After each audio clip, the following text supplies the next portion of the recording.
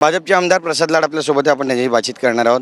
Sir, जे युद्धाचे crisis आहेत त्याच्यामुळे कमर्शियल गॅसचे जे सिलेंडर आहेत त्याचा पुरवठा बंद करण्यात आलेला आहे. यावरून बराच गदारोळ होतो आहे. विरोधक पण तुम्हाला घेण्याचा प्रयत्न करत आहेत. सरकार निष्क्रिय आहे आणि गांभीर्य नाही आहे असं थेट आरोप आहे. मला वाटतं की ज्या पद्धतीमध्ये विरोधकांनी आरोप केले ते तथ्यहीन होते. आपणच आपल्या चॅनलमधनं दाखवलं.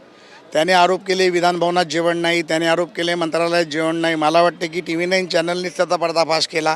सर्व ठिकाणी सर्व व्यवस्था ठीक होत्या. विरोधाला विरोध करायचा विरोधकाचं काम असतं, परंतु अशा प्रसंगी ज्या वेळेला युद्धाची भूमी असते, कोविडसारखा प्रसंग असतो, अतिमहत्त्वाचे विषय असतात, अशा वेळेला तरी विरोधकांनी काहीतरी भान ठेवून बोललं पाहिजे असं माझं स्पष्ट मत आहे. देशाचे माननीय पंतप्रधान नरेंद्र मोदींनी कोविडसारख्या भयंकर प्रसंगात देखील देशाच्या मागे खंबीरपणे उभे राहिले. सर्वसामान्य जनतेची स्वतः सेवा केली. राज्याचे मुख्यमंत्री देवेंद्र फडणवीस त्यावेळेला विरोधी पक्षनेते होते, परंतु मुख्यमंत्र्याच्या भूमिकेत ते होते. आणि अशा वेळेला आज ते मुख्यमंत्री असताना आणि पंतप्रधान देशाचं नेतृत्व करत असताना जगात कितीही काही झालं तरी नरेंद्र मोदींचा दबदबा एवढा मोठा आहे की या भारतावरती कुठलंही सावट येणार नाही. जनतेच्या मागे एक जनतेचा सेवक म्हणून ते उभे राहतील आणि राज्यात देवेंद्रजी जनतेचा सेवक म्हणून उभे राहतील याची मला खात्री आहे. 100% जनतेसाठी आम्ही उभे राहू आणि असं कुठलंही संकट आलं तर त्याला सामोरं जायची तयारी हा देश आणि देशातली जनता ठेवते.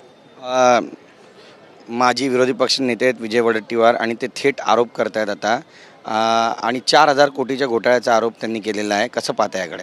विजय वडेट्टीवार साहेबांना विरोधी पक्षनेतेपद गेल्यानंतर मीडियापासून थोडं दूर राहावं लागते, त्याचं त्यांना दुःख आहे. मला असं वाटतं की विजय वडेट्टीवार साहेबांना TV वर येण्यासाठी ते कुठलेही आरोप करतात आणि नंतर आरोप विसरून देखील जातात. जसा आता जेवणाचा आरोप देखील त्यांनीच केला होता आणि तो आरोप तुम्हीच तुमच्या चॅनलनी तो खोडून काढला.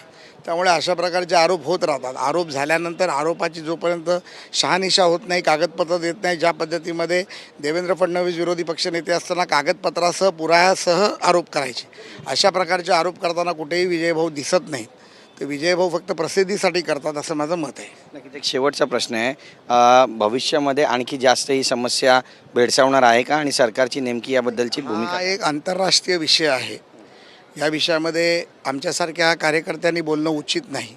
केंद्र सरकारचं यावर लक्ष आहे, डिफेन्स एक्सपर्ट्सचं लक्ष आहे, फॉरेन एक्सपर्ट्सचं त्याच्यावर लक्ष आहे. केंद्र सरकार यामध्ये प्रचंड मोठ्या प्रमाणावरती फार डीपली त्याच्यावरती निश्चितपणे अभ्यास करत असेल आणि पंतप्रधानांच्या नेतृत्वात आम्ही एवढे सुखरूप आहोत एवढंच मी तुमच्या माध्यमातून सांगेन. आमची बातचीत केल्याबद्दल कॅमेरा पर्सन सिद्धेश नाईकसह गिरीश गायकवाड, TV9 मराठी, मुंबई.